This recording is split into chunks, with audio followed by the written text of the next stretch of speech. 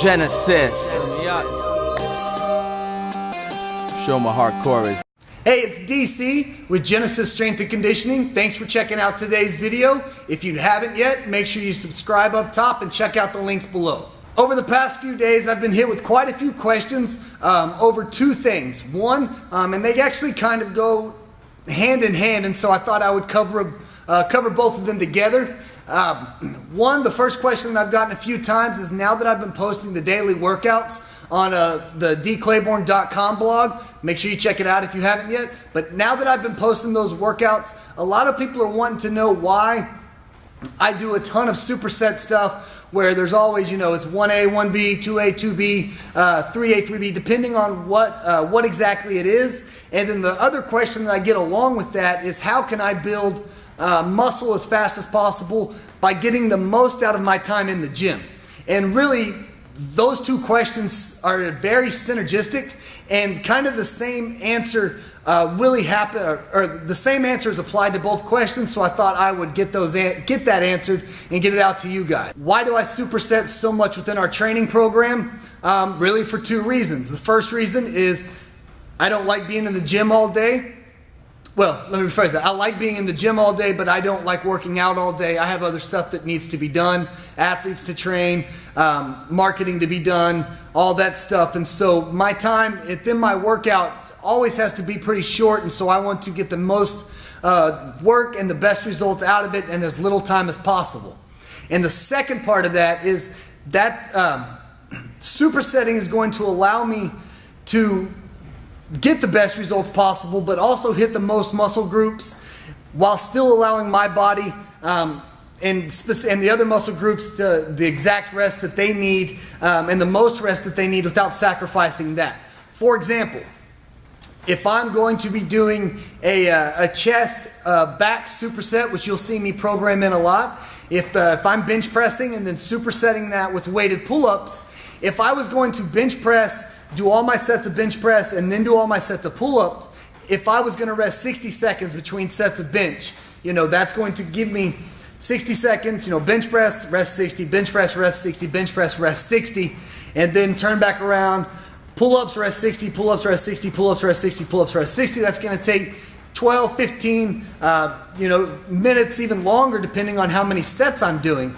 But by supersetting those, if I bench and then while I'm resting in that 60-second window, I'm able to go do my weighted pull-ups, my chest is still resting because I'm hitting an antagonistic muscle part, which would be my back. With the key being that is, while it was resting, another muscle was getting worked, so I'm getting twice the work in half the amount of time. By implementing supersets in is going to allow the body parts the rest that's needed while shortening down the workout, allowing me to get more accomplished. The second reason I will put in supersets is going to be, really, if I want to take a movement like a squat and really focus with that and someone's mobility at the same time.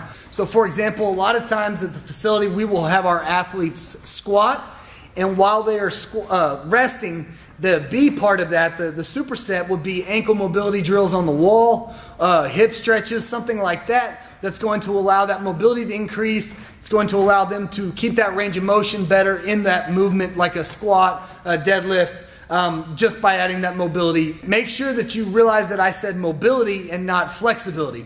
We're not having them do static stretches after they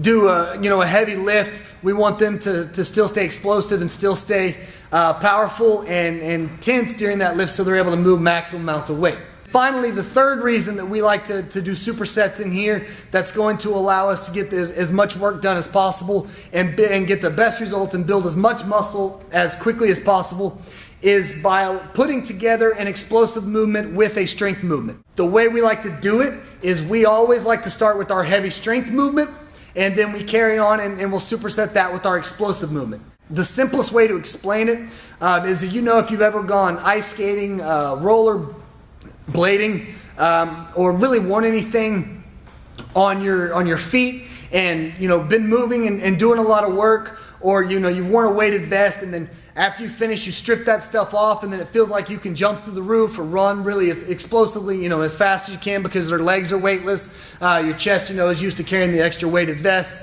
That's gone.